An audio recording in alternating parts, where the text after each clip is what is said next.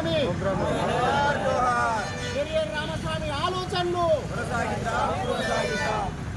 ఈరోజు మన పెరియర్ రామస్వామి గారి వర్ధంతి రోజు 1973లో చనిపోవడం జరిగింది. ఈనాటికి 51 సంవత్సరం అవుతుంది. పెరియర్ రామస్వామి ఆలోచనలు అంటే జనం పైన ఈ ఆలోచన విధానం. ఆయన పుట్టింది ఈరోడు, తమిళనాడు ఈరోడ్లో పుట్టిండు.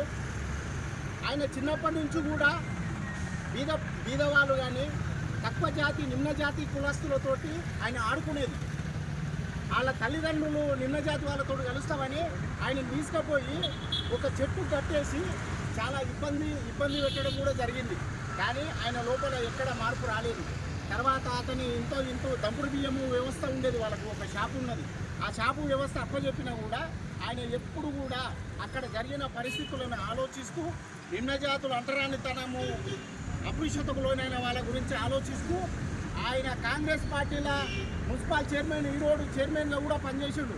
ఆ రోజు ప్లేగు వ్యాధి అంటే ముట్టుకుంటే చనిపోతారనే భయం ఉన్న టైంలో ఆయన తన భుజం పైన వేసుకొని జనాన్ని చనిపోయిన వాళ్ళని తీసుకుపోయి ఊరు బయట ఖననం చేసిన రోజులు కూడా. అంటే చాలా గొప్ప మనస్తత్వం కలిగిన వ్యక్తి. అతని ఆదర్శంగా చాలామంది ఈరోజు పెరియర్ రామస్వామి అంటే ఆ మార్పు రావాలి. ప్రతి ఒక్కరు కూడా ఈరోజు మనము ప్రజాస్వామ్యంలో ఈడ వచ్చి మనం మాట్లాడుతున్నామంటే అది పెరియర్ రామస్వామి ఆ రోజు కష్టపడ్డదానికే జనంలో మార్పు అనేది ఏర్పడింది. కనుక ప్రతి ఒక్కరు కూడా ఆలోచించాలి.